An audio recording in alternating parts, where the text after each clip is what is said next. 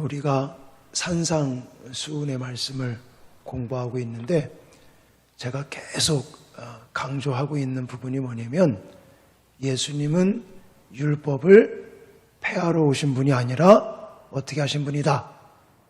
네, 완전하게 하러, 완성시키러 오신 분이다.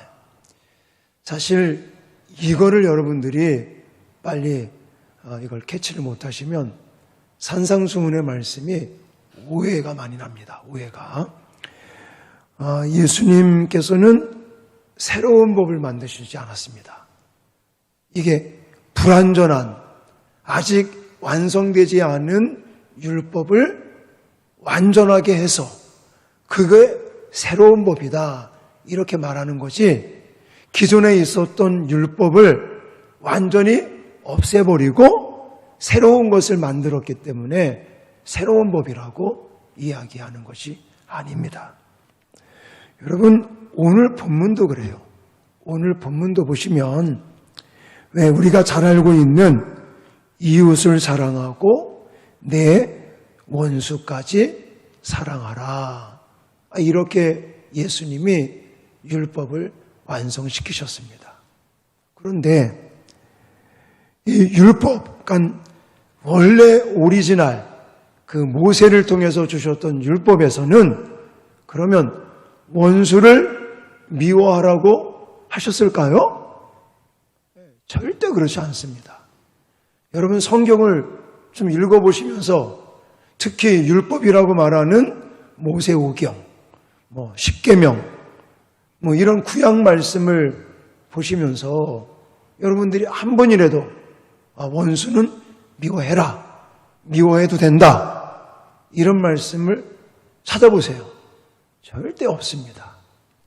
그런데 오늘 본문 43절에 또 내 이웃을 사랑하고 내 원수를 미워하라 하였다는 것을 너희가 들었으나, 이렇게 말하고 있습니다.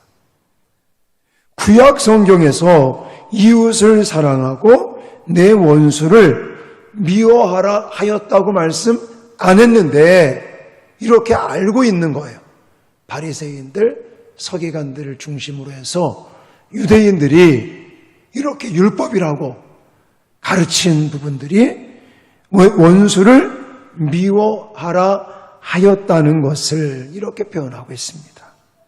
자, 바리새인들은 원수를 미워하라고 가르친 겁니다. 구약의 율법, 오리지널, 그 원래의 그 구약의 의미나 본질적인 내용은 원수를 미워하라, 이런 내용이 없는데도 불구하고 중간에서 바리새인들과 서기관들이 변질시킨 거예요. 제가 말씀드렸잖아요.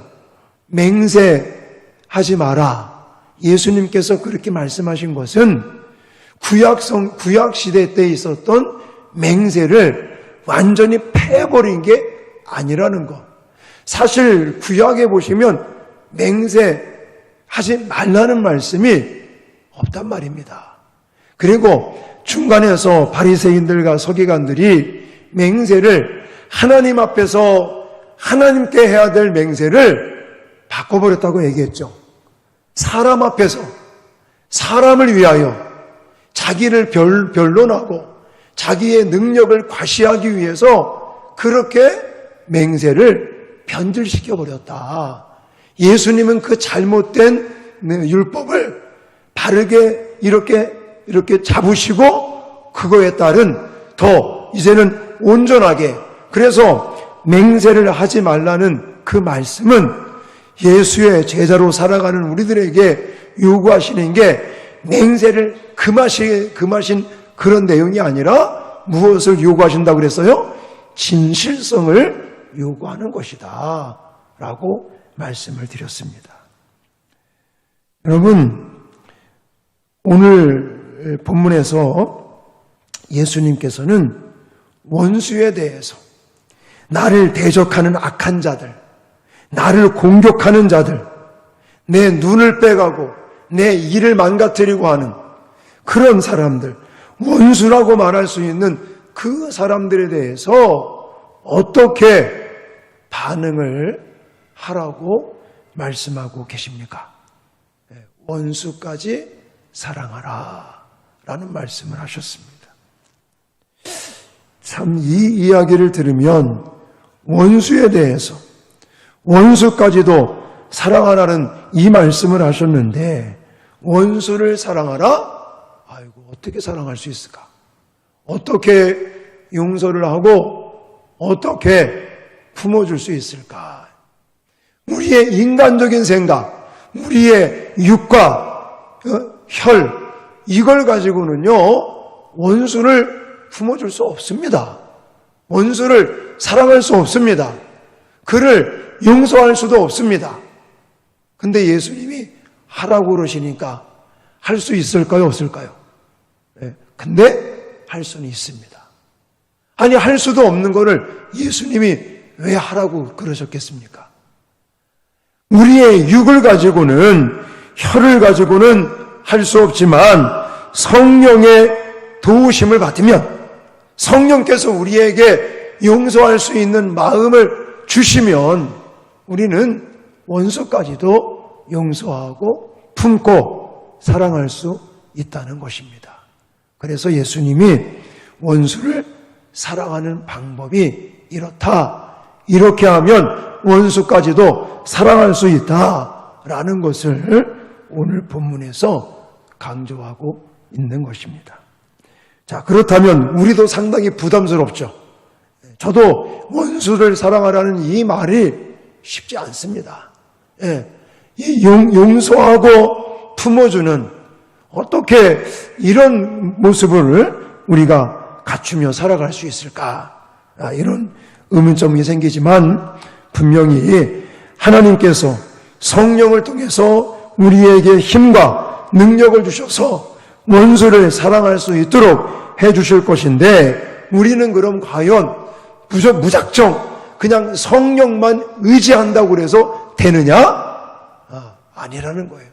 성령을 의지하면서 우리가 어떤 마음을 가져야 원수까지도 용서하고 품어주고 사랑할 수 있겠는가?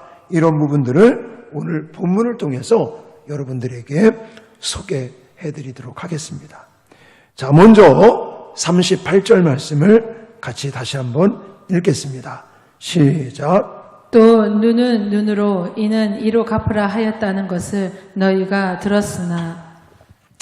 야, 여기서 보면 눈은 눈으로 이는 이로 갚는 것. 자, 이것이 잘못됐을까요? 잘못되지 않습니다. 율법에도 보면, 그러니까 구약에서 말하는 그 율법에도 눈은 눈으로, 이는 이로, 이렇게 갚으라는 말씀이 있죠. 그런데 아까도 말씀드렸죠? 율법이라는 것은 완전치가 않은 것입니다.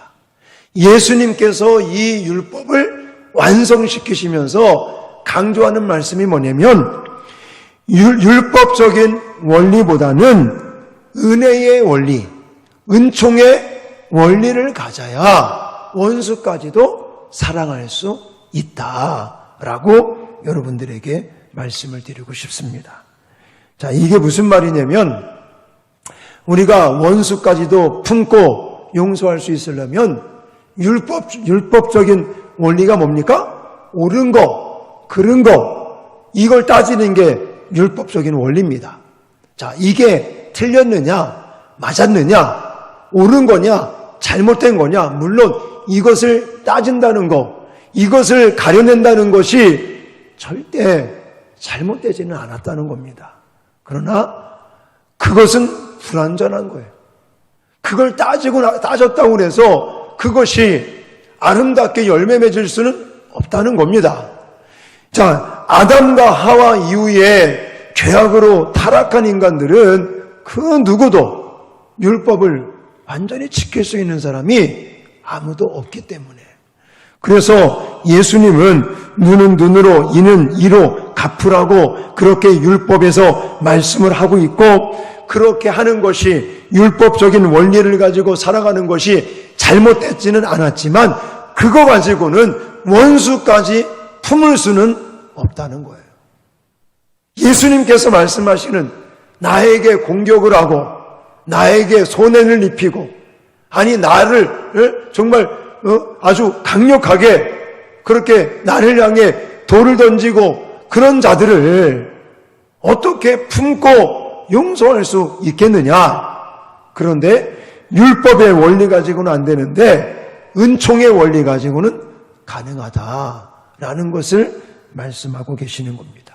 자, 이것에 저는 소개를 농사 지을 때 여러분 왜 지금은 뭐 다르지만 옛날에는 논에 이렇게 물을 대놓으면 위에 논이 있고 위에 논에 물이 차면 밑에 논으로 물이 흘러갔잖아요.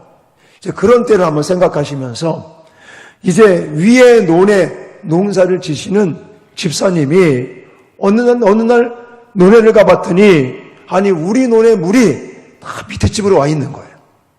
그러니까 밑에 집에 농사 짓는 사람이 논 주인이 위에 있는 그 논에 주인한테 말도 안 하고 물고랑을 터가지고 물을 다 빼낸 거죠. 그래서 이 집사님이 열받아가지고 그 밑에 논 집을 쳐들어갔습니다. 그래서 이만저만해서 아니 어떻게 그럴 수 있느냐고 말 한마디도 없이 우리 논에 있는 물을 다 빼가면 어떡하느냐고 막 날도 지금 가물어지고 있는데 이러면 되겠느냐고 막 따졌어요. 자, 이렇게 따지는 게 잘못됐을까요? 잘못되지 않았습니다. 그런데 이 집사님은 돌아오는 길에 마음이 찜찜한 거예요. 불편한 겁니다. 근데 그렇게 흘러갔는데 그 다음날 가보니까 또 그러는 거예요. 그래서 또 집에 가서 또 따졌습니다. 그리고 또 며칠이 지났는데 또 그러는 거예요. 자꾸만 우리 논의 물을 말도 없이 막 빼가는 겁니다. 그래서 성질이 나가지고 또 한번 찾아가서 막 따지고 그러고 나서 돌아오는데 이거 좀 마음이 너무나 불편해가지고 하나님 제가 지금 잘하고 있나요? 이거 너무 마음이 불편하고 그러는데 하나님 어떻게 하면 좋겠습니까? 그렇게 기도를 했더니 마음속으로 하나님께서 뭐라고 말씀하고 있냐면 오르고 그런 것에 집중하지 말고 한 차원 높은 그런 어떤 마음을 좀 가져봐라. 그런 마음에 하나님의 응답이 이렇게 왔다는 거예요. 그래서 아니 정당한 일에 옳고 그른 일을 따지지 말고 한 차원 높은 것을 생각하라고 하나님이 말씀을 하시는데 도대체 그게 뭘까 하고 고민하고 기도하다가 하나님이 깨달음을 주시는 거예요. 그리고 나서 그 다음날 하나님께서 깨달음 주신 게 뭐냐면 그 사람이 논의 물을 그냥 몰래 빼가게 하지 말고 그러기에 앞서서 너가 물꼬를 터서 너가 물을 넣어줘라. 그것을 깨닫고 난 다음에 그 다음날 가서 그 사람이 오기 전에 그 사람이 물을 빼가기 전에 물꼬를 터서 자기네 있는 논의 물을 밑에 논으로 다 흘려내려 보내줬더니 이 사람이 감동을 먹은 거예요. 내가 잘못했구나. 오히려 밑에 논의 사람이 마음이 불편하고 그렇게 서로 사과하고 이러면서 사이도 좋아졌고 나중에 밑에 논 사람도 예수님을 믿게 됐더라. 뭐 이런 얘기가 있습니다. 지금 말씀드리는 게 바로 이렇다는 거예요. 율법적인 원리는 잘못되지는 않았지만 이게 옳은 일이냐, 이게 그른 일이냐, 잘못된 일이냐 이걸 따지는 그런 원리보다는 먼저 은총이라는 게 뭡니까? 은혜라는 게 뭡니까? 받을 수 없는 자격이 없는 자에게 주어지는 것을 은혜라고 말하잖아요. 그러니까 내가 먼저 하나님께로 받은 이 은혜를 생각하면서 그 다른 사람에게도 내가 은혜를 흘려내려 보내려고 하는 이런 마음을 가질 때, 그러니까 예수님의 사랑, 그 십자가의 사랑을 생각하면서 다른 사람에게도 그 내가 받은 은혜를 그 사람에게도 흘려내려 보내야겠다는 그런 마음을, 그런 원리를 가질 때 우리는 왼수 같은 사람도 용서가 되고 품을 수도 있고 사랑할 수도 있다라고 말씀하고 계시는 것입니다. 자, 그러므로 율법적인 원리로 살아가지 마시고 무슨 원리로? 은총, 은혜의 원리로 살아갈 때 우리 나를 공격하는 사람들, 원수 같은 사람들, 내 것을 빼앗아가는 사람들까지도 우리는 품을 수 있고 용서할 수 있고 사랑할 수 있게 되는 것입니다. 근데 쉽지가 않겠죠. 자, 그 다음에 두 번째는요, 본능의 원리를 따르지 말라라고 말씀하고 계십니다. 자, 본능이라는 게 뭐예요? 본능이라는 것은 우리가 인간들이 다 가지고 있는, 예를 들어서 갖고 싶은 욕심, 내가 무엇인가 소유하고 싶은 마음들, 이런 걸 가리키겠죠. 또 편한 거를 추구한다든지. 자, 그래서 오늘 본문에 보시면 이렇게 말하고 있어요. 38절에 눈은 눈으로 이는 이로 갚으라. 이 말씀 속에는 어떤 본능이 있냐면 복수해야지라는 본능이 있는 거예요. 사실 우리 모두가 똑같습니다. 누구에게 내가 예를 들어 당했어. 그럼 우리 마음속에 뭐 어떤 마음을 가져요? 너 두고 보자. 기회가 되면 반드시 갚아주겠다. 이건 모든 사람들은요, 이 복수에 대한 본능을 다 가지고 있다는 것입니다. 자, 그 다음에 40절 말씀을 가보십시오. 40절을 가보면 너를 송사하여 속옷을 가지고자 하는 자에게는 겉옷까지 가지게 하며, 이 말씀에서 인간의 본능, 소유하고자 하는 본능이 나타난다는 것이죠.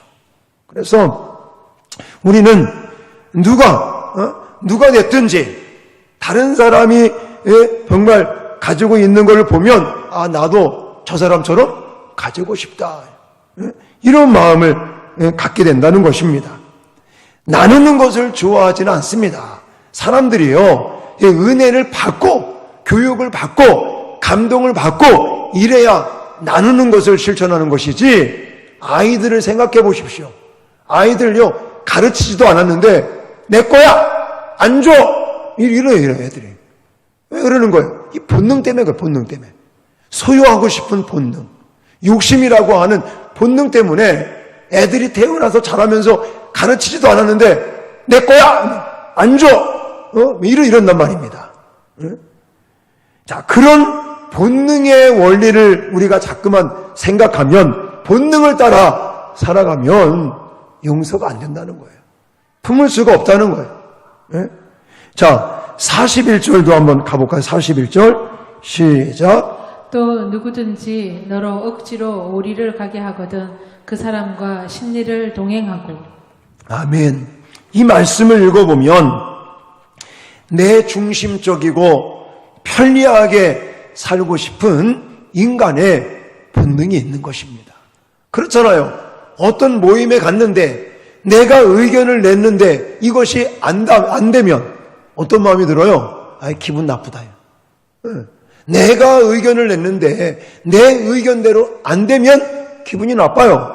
근데 내가 의견을 냈는데 그대로 잘 돼. 그럼 기분이 되게 좋아요. 이것도 하나의 본능인 겁니다. 내 중심적으로 살아가기를 원하는 것. 사람들이 나에 대해서 관심을 가져주기를 원하고, 사람들의 시선이 나에게 좀 이렇게 비춰지기를 원하는 나 중심적인 그것도 하나의 본능이라고 말할 수 있습니다. 거기에다가 인간은 편리하게 살고자 하는 본능이 있죠. 그래서 서 있는 사람은 어떤 사람이 부러워요? 앉아 있는 사람이 부러워. 또 앉아 있으면 무엇을 또 생각할까요? 눕고 싶고, 또 누우면 잠자고 싶고. 모든 인간은 편리한 것을 원합니다. 그래서 옛날에는요, 엘리베이터 같은 게 어디 있었겠습니까? 그냥 5층짜리도 막 열심히 올라가고, 지금은요 3층만 넘어가면 엘리베이터 없어요? 이러잖아요.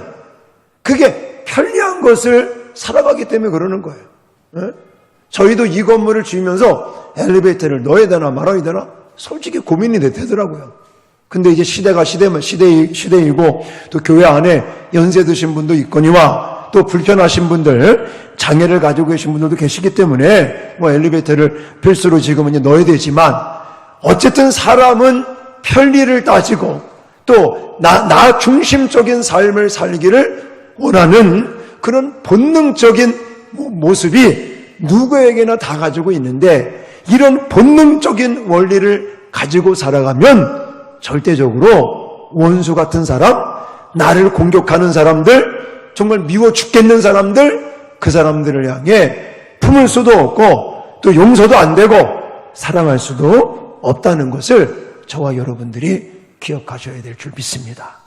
그러면 이 본능의 원리의 반대는 뭘까요? 왜 어떤 사람들이 자기 주장을 하죠? 어떤 사람들이 자꾸만 소유하고 싶죠? 살아있는 사람은 그래요. 근데 죽은 사람은 그런 게 없어요. 사람이 죽고 나면 뭘 요구를 합니까? 아닙니다. 자기를 주장합니까? 아닙니다. 죽은 사람은 그냥 빈손으로 가지 뭘 갖고 싶은 마음을 가질 수도 없겠죠. 그래서 저는 본문에 그런 단어가 나와 있지는 않지만 우리가 맨날 외치는 것처럼 나는 죽고 예수로 살자 이런 외치는 것처럼 내 자아가 죽어지고 내 옛사람이 죽어질 때 우리는 원수까지도 사랑할 수 있는 그런 은혜를 하나님께로부터 받게 될 줄 믿습니다.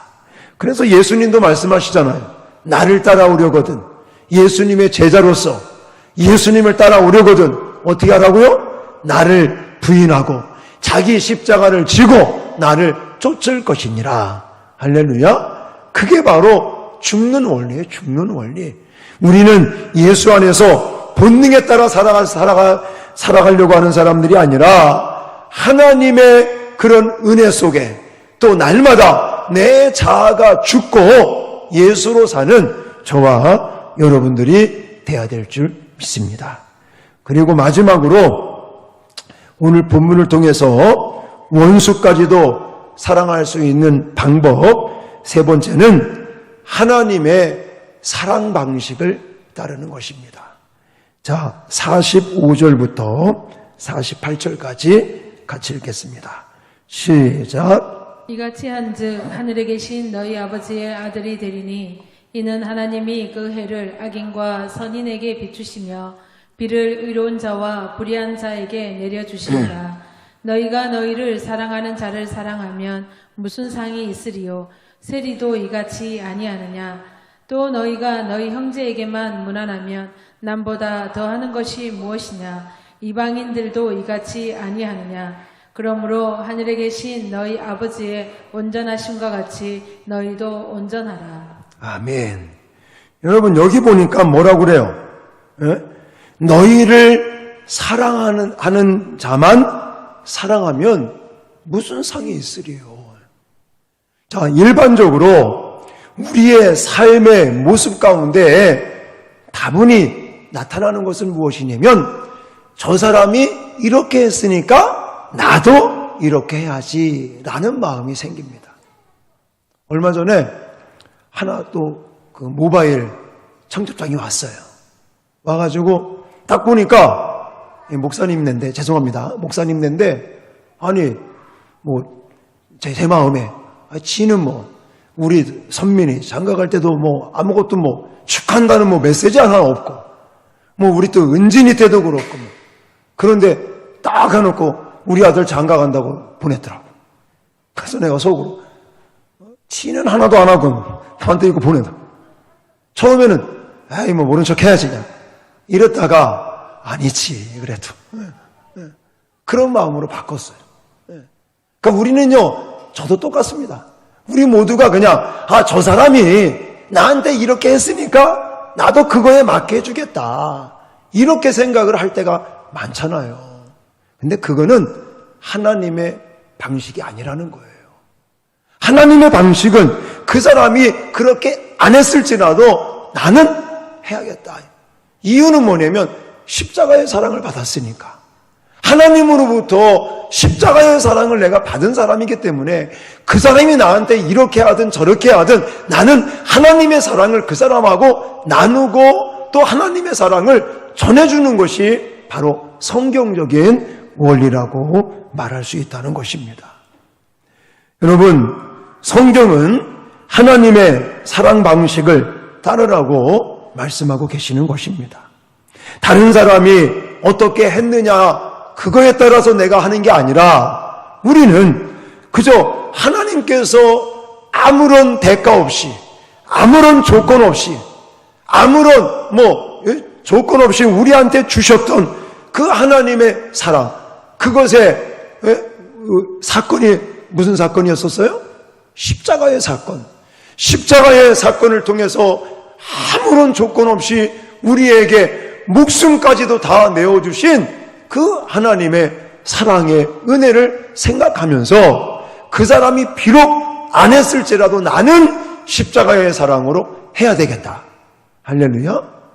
이런 것이 바로 하나님의 사랑 방식을 따라 살아가는 것이다 라고 말한다는 것입니다. 사랑하는 성도 여러분, 그래요, 저도 사실은 원수까지도 사랑하라는 이 말씀이 너무너무 부담스럽습니다. 또 이거를 해낼 수 있는 사실 자신감이 없는 게 사실입니다. 솔직한 심정이에요.